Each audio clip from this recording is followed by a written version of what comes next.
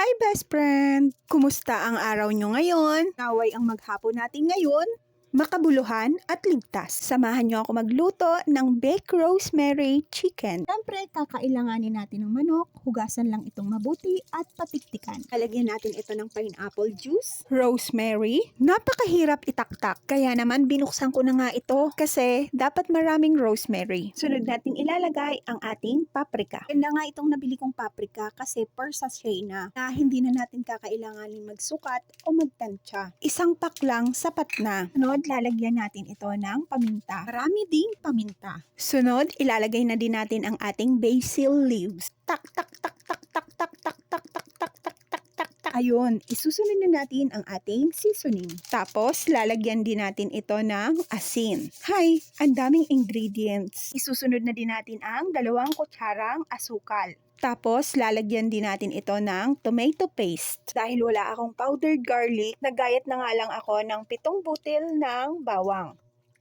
Pag nailagay na natin lahat ng ingredients, hahalu-haluin lang natin ito tapos ibababad ng 30 minutes. Habang binababad natin ang ating manok, aayusin naman natin ang paglalagyan nito. Ibibake natin ito. Tapos na ang 30 minutes, isasalansan na natin ang ating manok. Aayusin lang natin ito mabuti para luto ng ayos at magandang tingnan. Diba napakapangit naman at napaka-messy? Basta-basta mo na lang ibubuhos ang manok.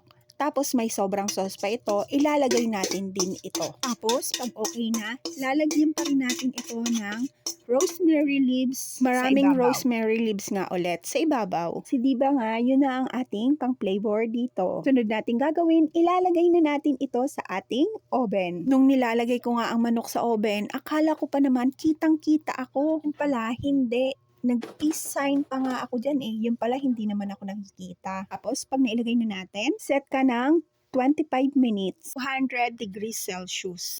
Tapos, pag naset mo na, magre-relax ka na lang. Ihahanda mo na ang kanin dahil luto na ang ating ulam, ang ating rosemary baked chicken. Kaya naman, best friend, kuha na kayo, kumain na tayo. Follow for more ulam. Thank you for watching.